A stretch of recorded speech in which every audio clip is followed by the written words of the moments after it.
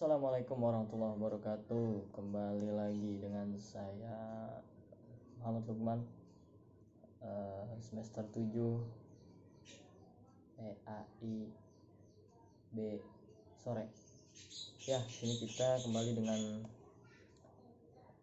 mata kuliah psikologi agama, dan sini saya akan menjelaskan mengenai psikologi agama bagian 3, yaitu sumber jiwa dan keberagaman.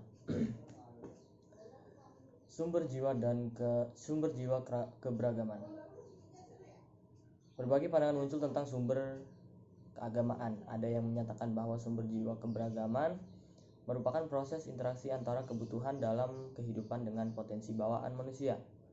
Ada yang mengatakan agama merupakan naluri yang timbul sebagai upaya penyelamatan diri manusia dari berbagai ketakutan. Ada juga yang menyatakan bahwa agama merupakan kebutuhan yang timbul sesuai dengan pertumbuhan kebutuhan lainnya. Sumber jiwa keberagaman dalam tulisan ini dimaknai sebagai sumber asal jiwa keagamaan dalam diri manusia.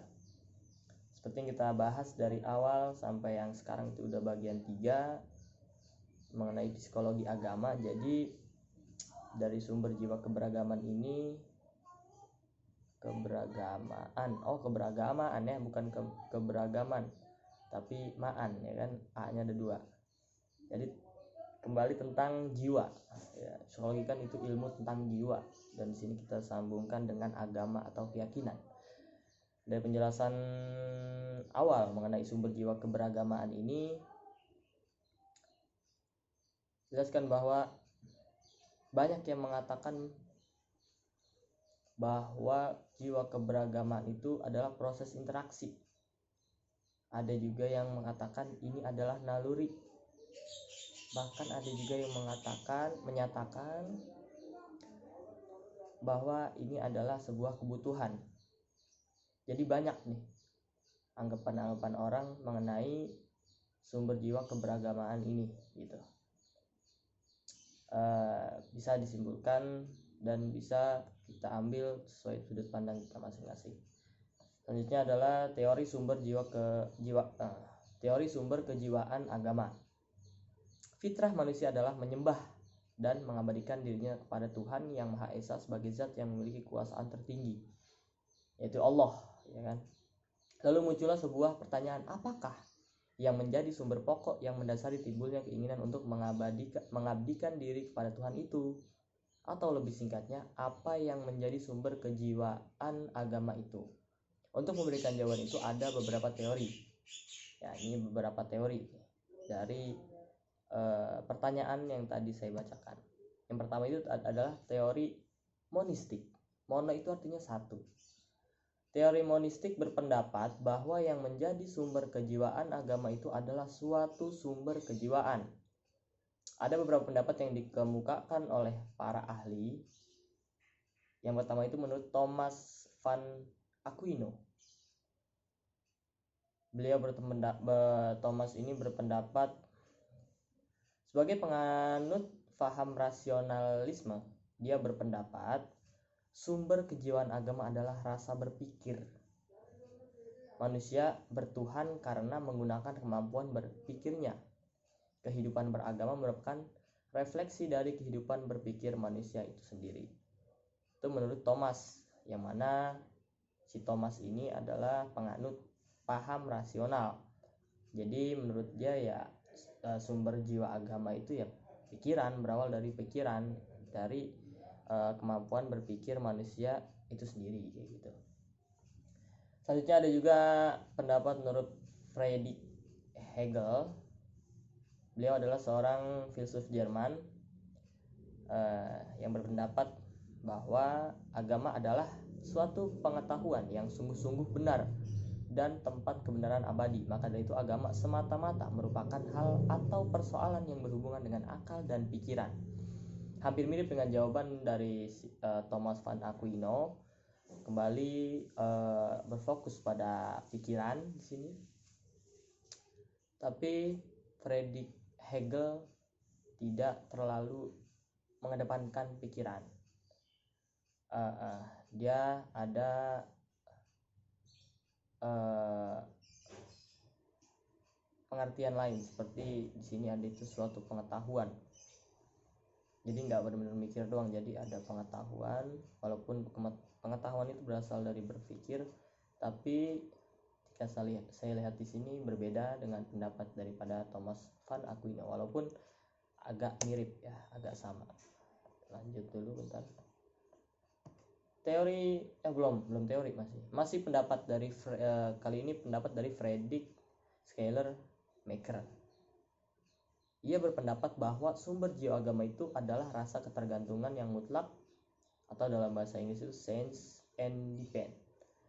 Dengan rasa ketergantungan yang mutlak ini, manusia merasa lemah akan dirinya. Kelemahan ini menyebabkan manusia itu selalu tergantung hidupnya dengan suatu kekuasaan yang mereka anggap mutlak adanya, yang berada di luar dirinya. Manusia tidak berdaya menghadapi tantangan alam, lalu mereka mohon perlindungan kepada kekuasaan yang dapat melindungi mereka. Rasa ketergantungan yang mutlak ini dapat dibuktikan dalam realita upacara keagamaan dan penganut agama kepada suatu kekuasaan yang mereka namakan Tuhan. Ya, jadi menurut Friedrich Schleiermacher ini, dia berpendapat bahwa sumber jiwa keagamaan ini timbul berasal dari rasa ketergantungan. Karena kata dia orang yang ketergantungan itu adalah orang yang memiliki Tuhan, katanya. Kenapa? Karena kalau kita lagi ngerasa takut, kita butuh apa-apa, itu kita berlindung atas nama Tuhan, kata dia begitu. Itu yang saya pahami mengenai pendapat dari Friedrich Schleiermacher.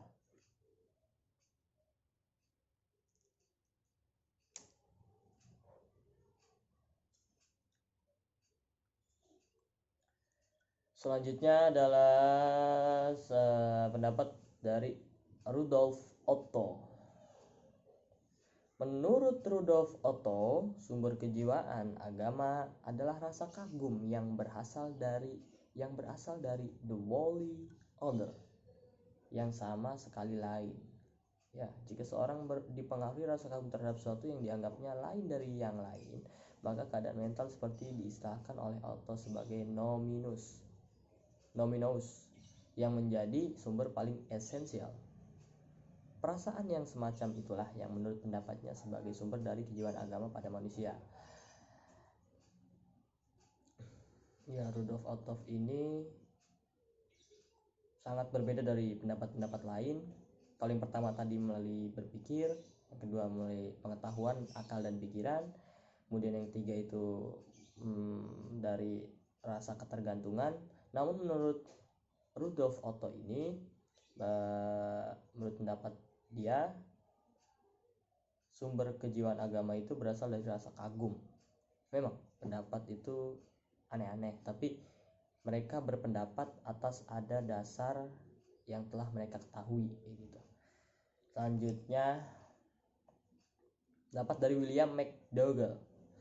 Menurut Dougall, sumber kejiwaan agama merupakan kumpulan dari beberapa insting.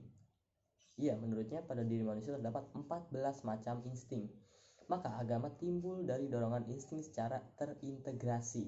Namun demikian, teori insting ini ditentang oleh para ilmuwan psikologi agama. Alasannya, jika agama merupakan insting, maka setiap orang tanpa harus belajar agama pasti akan terdorong secara spontan ke tempat ibadah masing-masing tanpa menunggu panggilan dari tempat ibadahnya. Namun, kenyataannya tidak demikian. Jadi pendapat si William McDougall ini banyak yang menentang. Kenapa? Karena pendapat dia itu sumber jiwa keagamaan itu berasal dari insting. Namun para pakar atau para ilmuwan psikologi agama menentang. Kenapa menentang? Kalau misalkan menurut insting, orang ke tempat ibadah itu tanpa perlu seruan, tanpa perlu panggilan. Dan kita dalam Islam itu ada panggilan yang namanya azan. Kalau insting itu berarti tanpa azan langsung datang sendiri, katanya gitu menurut para ilmuwan. atau mungkin dalam agama lain kan pasti ada pengumuman lainnya yang mungkin ada gitu. Jadi pendapat dari William ini tidak disetujui oleh beberapa ilmuwan psikologi agama karena menurutnya sumbernya itu dari insting, namun banyak para ilmuwan tidak sependapat dengan pendapat beliau atau pendapat si William ini. Selanjutnya yang kedua adalah teori fakulti. Di sini menjelaskan bahwa teori fakulti ini adalah tingkah laku manusia itu tidak bersumber pada satu faktor yang tunggal, tetapi terdiri dari beberapa unsur. Antara lain yang dianggap memegang peranan penting adalah fungsi cipta atau reason, rasa atau emotion, dan karsa atau will. Demikian pula perbuatan manusia yang bersifat keagamaan dipengaruhi dan ditentukan oleh 3 fungsi tersebut. Yang pertama kita menjelaskan tentang cipta atau reason, merupakan fungsi intelektual manusia, ilmu kalam atau dalam kurung itu sering kita sebut teologi, merupakan cerminan adanya pengaruh fungsi intelektual ini. Itu penjelasan mengenai cipta atau reason. Yang kedua itu adalah rasa atau emotion, adalah suatu tenaga dalam jiwa manusia yang banyak berperan dalam bentuk motivasi dalam corak tingkah laku seseorang. Ya, itu mengenai rasa atau emotion. Yang ketiga ini adalah karsa atau will, merupakan fungsi efektif dalam jiwa manusia. Will berfungsi mendorong timbulnya pelaksanaan doktrin serta ajaran agama berdasarkan fungsi kejiwaannya. Di sini jelas ada 3 fungsi menurut teori fakulti. Di sini sudah dijelaskan tadi dari 3 fungsi tersebut. Selanjutnya adalah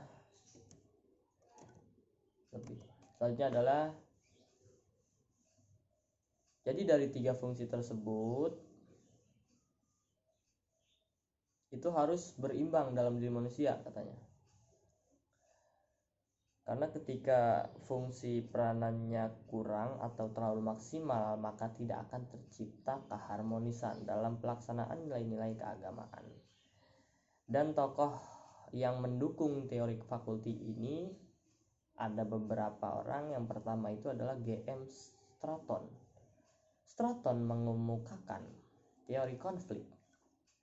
Ia mengatakan bahwa yang menjadi sumber kejiwaan agama adalah adanya konflik dalam kejiwaan manusia. Keadaan yang berlawanan seperti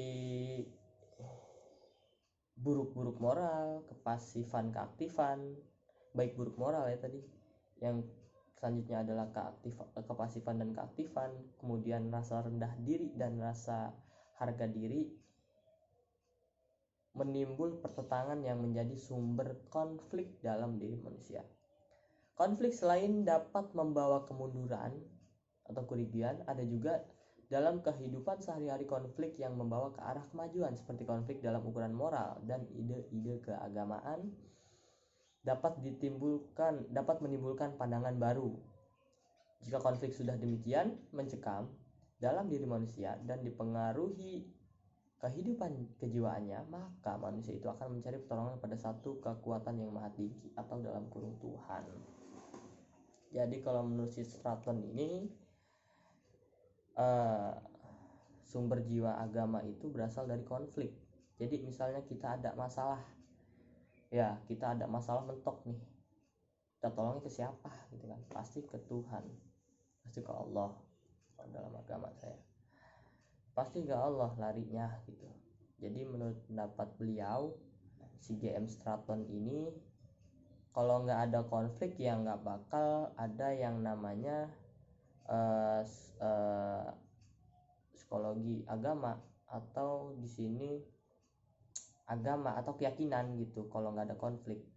Jadi orang yang hidupnya lurus-lurus aja itu menurut G.M. Stratton secara nggak langsung adalah orang yang tidak mempunyai agama, karena dia tidak mempunyai konflik sehingga dia tidak bisa mengadukan apa yang sedang ia rasakan kepada Sang Pencipta. Begitu menurut GM Straton. Selanjutnya menurut Zakiyah Derajat, ini orang Indo. Beliau berpendapat bahwa pada diri manusia itu terdapat kebutuhan pokok. Dan beliau mengemukakan bahwa selain dari kebutuhan jasmani dan rohani, manusia mempunyai satu kebutuhan yang akan keseimbangan dalam kehidupan jiwanya agar tidak mengalami tekanan. Unsur-unsur yang dikemukakan yaitu unsur-unsur selain kebutuhan jasmani dan rohani manusia. Yang pertama adalah kebutuhan akan rasa kasih sayang. Jelas manusia butuh rasa akan kasih sayang, baik dari keluarga, teman, sahabat, kawan, saudara, bahkan pasangan tuh butuh namanya rasa kasih sayang. Kemudian yang kedua adalah kebutuhan akan rasa aman. Jadi kita butuh tuh sama rasa aman. Manusia itu butuh akan rasa aman. Jadi nggak pengen kan lagi tidur itu deg-degan mulu hawanya, nggak pengen gitu. Selanjutnya adalah kebutuhan akan harga diri. Mana harga diri ini adalah suatu bentuk yang sangat sakral dalam diri manusia, karena ketika harga diri sudah diinjak-injak, jika manusia sudah nggak ada harga dirinya ya udah kacau gitu. Makanya setiap manusia itu butuh akan harga diri. Dan adalah kebutuhan akan rasa bebas. Manusia butuh rasa bebas, dia nggak suka dikekang gitu. Jadi setiap manusia itu butuh rasa bebas, walaupun setiap sesuatu itu ada aturannya, mau nggak mau harus diikutin, apalagi kita seorang yang beragama. Selanjutnya adalah kebutuhan akan rasa sukses. Setiap orang, siapa sih nggak pengen sukses kan gitu. Nggak harus juga sih, pengen gitu. Jadi sukses itu adalah kebutuhan dari setiap insan manusia. Sukses bukan hanya soal harta. Sukses itu banyak maknanya dari berbagai macam aspek gitu. Nggak bisa kita bilang sukses orang yang udah mempunyai duit banyak, harta banyak itu orang sukses gitu. Walaupun emang, tapi banyak kok sukses yang nggak melulu tentang harta kayak gitu. Yang selanjutnya adalah kebutuhan rasa ingin tahu, atau yang sekarang kita yang kita kenal itu dengan kepo gitu. Jadi manusia itu butuh kepo gitu. Semakin manusia kepo, semakin dia tahu banyak hal gitu, karena dia penasaran dan ingin tahu. Selanjutnya dari kerjasama dari keenam kebutuhan tersebut menyebabkan orang memerlukan agama gitu, dan melalui agama kebutuhan tersebut dapat tersalurkan. Betul sekali. Dari 6 poin tersebut itu benar-benar butuh setiap manusia, dan dengan kita beragama kita dapat menyalurkan kebutuhan tersebut. Selanjutnya adalah pendapat menurut W.H. Thomas, W-nya sih harusnya William Hallan Thomas ya. Melalui teori The Four Wishes, Thomas mengemukakan bahwa yang menjadi sumber kejiwaan adalah 4 macam keinginan dasar yang ada dalam jiwa manusia. Yang pertama itu keinginan untuk keselamatan atau security. Yang kedua adalah keinginan untuk mendapat penghargaan, recognition. Yang selanjutnya adalah keinginan untuk ditanggapi atau respons. Dan yang terakhir adalah keinginan akan pengetahuan dan pengalaman baru, new knowledge and new experience. Didasarkan pada 4 keinginan itulah pada umumnya manusia menganut agama, dan melalui ajaran agama yang mengatur, maka keempat keinginan dasar itu akan tersalurkan dengan menyembah dan mengabdikan diri kepada Tuhan. Keinginan untuk keselamatan akan terpenuhi. Begitu. Ini menurut Thomas nih, luar biasa ditanggapannya nih. Kemudian dengan kita beragama itu kita pasti mendapat penghargaan juga. Dengan kita beragama kita bisa, kalau kita pengen direspon pasti kita direspon gitu. Kita ditanya sama teman sama agama kita gitu. Dan juga akan pengetahuan dan pengalaman baru pasti ada setiap tahun, setiap waktu, setiap zaman, setiap bulan pasti ada pengalaman baru yang akan kita dapat, dan juga pengetahuan baru yang akan kita dapat. Jadi itu dia tadi penjelasan mengenai apa tadi? Sumber jiwa keberagamaan. Banyak sekali sumbernya, bahkan di sini ada 2 teori tadi. Kayaknya ada 2 teori dan pendapat-pendapat dari berbagai macam ahli yang sudah saya bacakan tadi. Semoga bermanfaat. Mungkin itu saja yang dapat saya jelaskan. Kurang lebihnya mohon maaf. Assalamualaikum warahmatullahi wabarakatuh.